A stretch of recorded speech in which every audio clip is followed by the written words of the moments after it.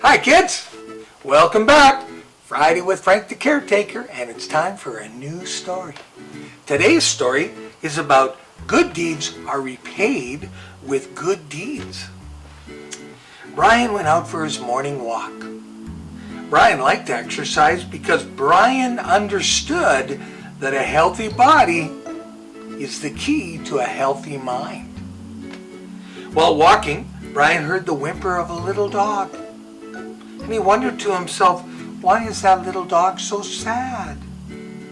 So Brian began to look for the little dog. He looked in the bushes, but no dog. He looked behind rocks, but no dog. And he looked under the steps of an old house, but no dog. Where was that little dog? Suddenly Brian noticed a hole near the base of a big old tree. He looked in, and at the bottom of the hole was a little dog. Brian tried to reach him, but he was too far down. So Brian had to look for another way. Over beside the house, he saw a long board. He went over and picked it up. Brian carried the board over to the hole and put the board down into the hole. Within a few seconds, a very happy little dog climbed out, and the little dog jumped up and down and thanked Brian for saving her life.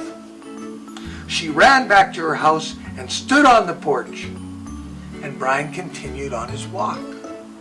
When Brian reached the corner, he forgot to look both ways.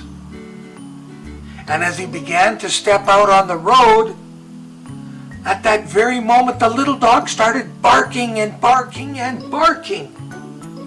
Brian stopped in his tracks and looked back at the little dog. And as he turned to look at the little dog, at that very moment, a big truck drove right by, missing Brian by inches. The little dog had saved Brian's life.